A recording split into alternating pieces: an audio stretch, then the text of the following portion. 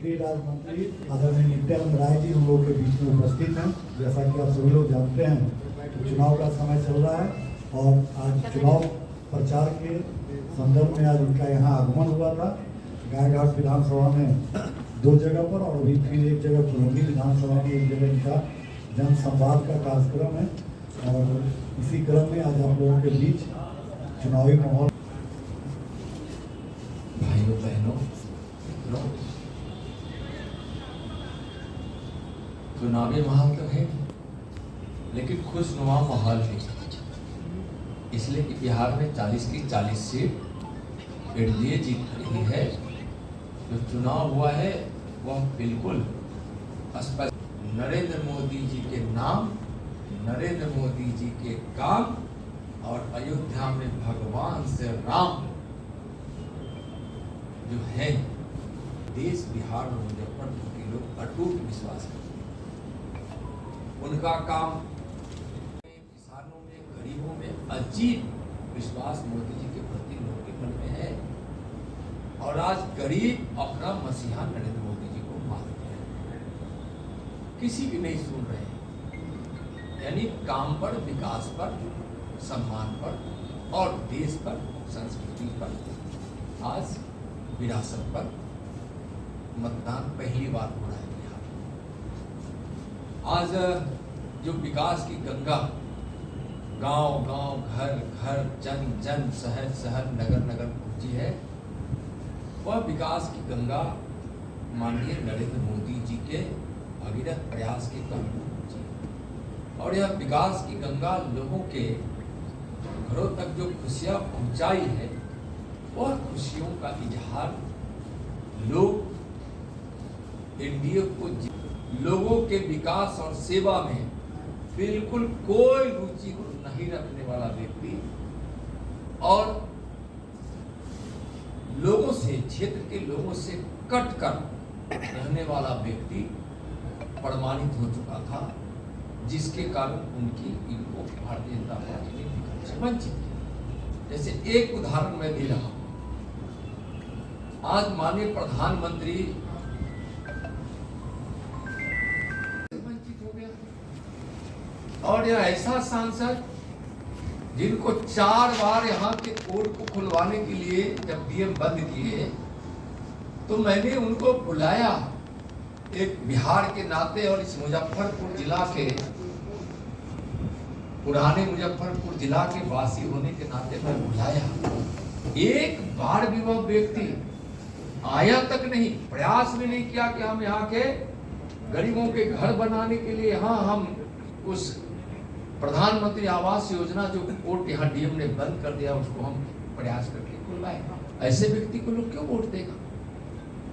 आज एक साफ सुथरी छवि के एक मेहनती जो हमारे प्रदेश के उपाध्यक्ष है, एनडीए ने भारतीय जनता पार्टी के उम्मीदवार के रूप में यहाँ भेजा है, जीत यहाँ सुनिश्चित है। लोग आज भी याद कर रहे हैं।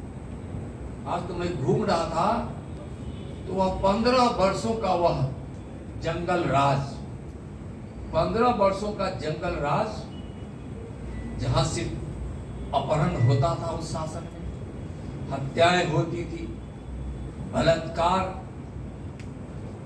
का सिलसिला जारी रहता था, शाम क्या दिन के उजाले में भी हमारे बच्चे या हमारी माँ बहनें घर से निकलती नहीं थी, दुकानदारों का पलायन हो रहा था, उद्योग धंधे चौपट हो गए थे, उद्योगपतियों का पलायन हो रहा था, जिसके कारण बेरोजगारी की अंबार हो रहा था, नफरत समाज में फैला दिया गया था। और वैसे उस 15 वर्ष के उस राज्य में जो बिहार का नुकसान हुआ है, अब बिहार की जनता वैसा अराजक राज, जंगल राज, उन्मादी राज, भ्रष्टाचार से भरा हुआ, घोटालों से भरा हुआ ऐसे लालू परिवार को सत्ता या लालू परिवार के किसी व्यक्ति को या उस पार्टी के या उस गठबंधन के किसी व्यक्ति को लोकसभा की एक सीट भी जिताने वाली नहीं है।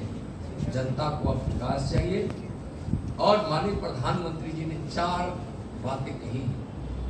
बिहार को जो जातीयता से नुकसान हुआ है, देश को जो जातीयता से नुकसान हुआ है, उन्होंने कहा कि किसान, मजदूर, महिला और गरीब हमारे 4 वर्ग हैं और कोई 130 करोड़ 40 करोड़ देशवासी इस 4 वर्ग से बाहर नहीं जाता है, यानी कि सबका उत्थान होना है।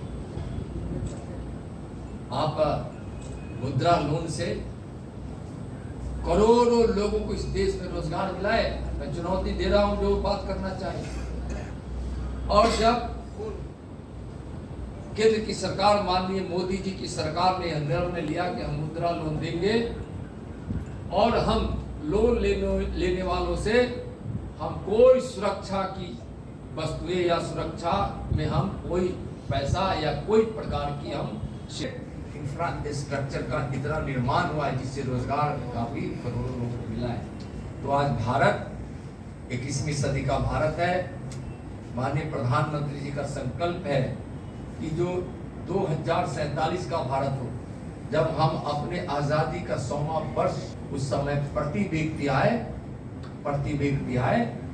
भारत का सबसे ज्यादा हो और देश विकासशील विकसित भारत हमारा बने।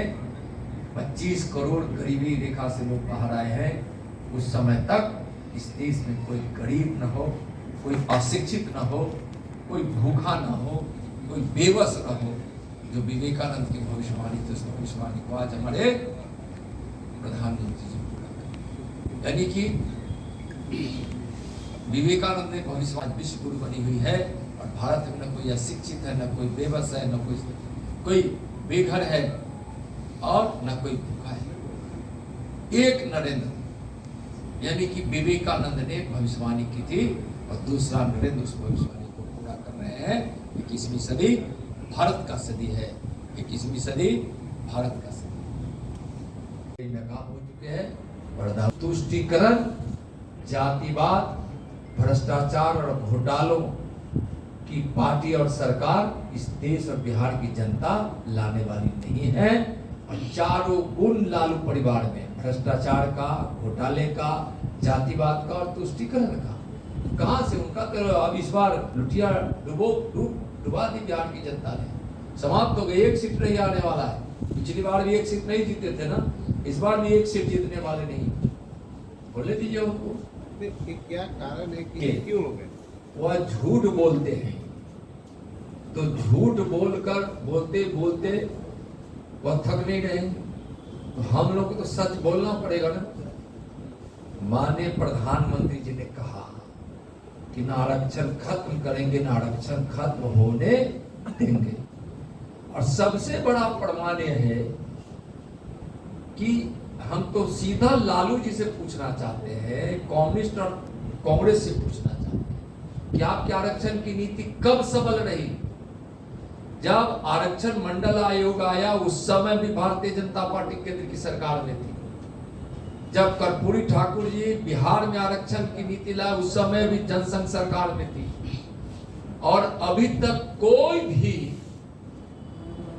ओबीसी के आरक्षण को मजबूत करने का काम नहीं किया, इसलिए कि ओबीसी आयोग को संवैधानिक दर्जा किसी ने नहीं दिया जो नरेंद्र मोदी जी ने दिया है। यानी ओबीसी के आरक्षण को उन्होंने पक्का का पक्का कर दिया है। ऐसे झूठ बोलने वाले लोग से हम पूछना चाहते हैं कि आप केंद्र की सरकार में रहे तो ओबीसी आयोग को क्यों नहीं संवैधानिक दर्जा दिए?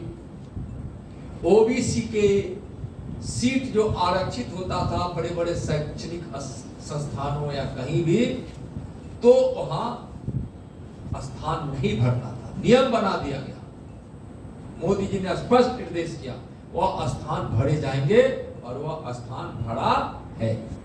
अभी 2 साल पहले जब SC ST का आरक्षण की अवधि पूरा हो रही थी तो प्रधानमंत्री जी ने उसको बढ़ाने का काम किया है। अभी 10% सामान्य जाति के लोगों को भी आरक्षण दिया गया है।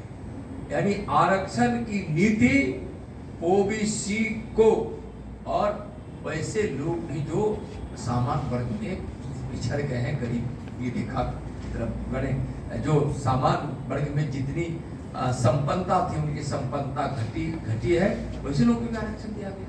हमारी आरक्षण नीति बड़ी स्पष्ट है और वह लोग धोखा देते थे। जब तक मैं इसको आप स्पष्ट लिखिए, मैं तो चाहता हूं आग्रह कि आपको लिखना चाहिए कि ओबीसी में आज मुस्लिम समाज भी है, तो ओबीसी के नाम पर उसको उसमें आरक्षण मिल ही रहा है, तो धर्म के नाम पर देने वाले ऐसे लोग पाप कर रहे हैं। लाइन बोल रहे हैं, धर्म के नाम पर आरक्षण देने वाले लोग ओबीसी का हक मारी करेंगे और यह महापाप हो है कि नीति है उनकी, महापाप है, यह अन्याय है उनकी नीति में, उनकी सोच। हमारा तो एकदम बिल्कुल स्पष्ट है। इसलिए वो क्या बोलेंगे कि आरक्षण खत्म कर देंगे। 10 साल से 10 साल में आरक्षण मजबूत हुआ है और मैं चुनौती देता हूं ऐसी बात बोलने वालों को कि आज जहां भी बहस करना करे। मैं तो 4 बार तेजस्वी जी को कह रहा हूं, आज 5वां बार कह रहा हूं कि ओबीसी का सही पोषक सब जनता से कटे हुए लोग तो है ही, तभी तो पार्टी ने टिकट दी। जब मुजफ्फरपुर को उन्होंने धोखा दिया, अब मुजफ्फरपुर को धोखा कोई सांसद नहीं दे, इसलिए उनको टिकट काटी। वैसे लोग जिसको हम कहें कि एकदम आलसी, महा आलसी, अब यह बोलने का मतलब उससे बड़ा झूठ ठग कोई नहीं। उनका तो कहना है अभी चूंकि आचार संहिता है, इस प्रकार की जो भी चीजें हैं उस चीजों को चुनाव के तुरंत बाद उसका समाधान बिहार सरकार निकाल देगी। मैं आपको स्पष्ट रूप से कहना चाहता हूं और किसी भी विद्यार्थी को या किसी भी शिक्षक को कोई कष्ट नहीं होने दिया जाएगा। तेजस्वी यादव कह रहे हैं शिक्षकों को टॉर्चर किया जा रहा है, सरकार टॉर्चर कर रही है। देखिए, मैं कह रहा हूं कि जो भी असुविधा हो रही है, सारी असुविधाओं को चाहे विद्यार्थियों को हो चाहे शिक्षक को हो, बिहार सरकार आचार संहिता के बाद उसको समाप्त कर देगी। 6 से 1:30 बजे का टाइमिंग आप सही मानते हैं, गलत है? बिल्कुल, जो भी विद्यार्थियों की सुविधा के लिए हो, जो बातें आ रही है और जो भी असुविधा हो रही है उसमें बिल्कुल उसको समाप्त किया जाएगा, सुविधाजनक स्थिति पैदा की जाएगी। ठीक है, धन्यवाद। और मदरसा में को बिल्कुल वैसे जगहों को, वैसे मदरसा के केंद्र में बम ब्लास्ट होना यह बहुत गलत है। बम ब्लास्ट करने वाला मदरसा हो या पीएफआई हो चाहे कोई हो, उसको छोड़ा नहीं जाएगा, उसको बहुत भारी महंगा पड़ेगा और अंजाम वह भोगता है। और इतनी कार्रवाई इस पर हुई है, इसीलिए आज देश की आंतरिक सुरक्षा बनी हुई है। कहीं अगर कोई ऐसी घटना घटी है तो आप निश्चिंत रहिए, उस पर कठोर से कठोर कार्रवाई। चुनाव से पहले छपरा में ऐसी घटना हो गई है, इसको लेकर आप किस तरह? मैं कह रहा हूं, मदरसों में जिस प्रकार से पहले की सरकार उसको इस प्रकार के कामों के छूट दे रखी थी, वह तो भारतीय जनता पार्टी और एनडीए की सरकार दे नहीं सकती है। कहीं ऐसा हुआ है तो उस पर कठोर कार्रवाई। आप कह रहे हैं कि अजय निषाद काम नहीं कर रहे थे, उनका आरोप है कि चलिए, बहुत बहुत धन्यवाद।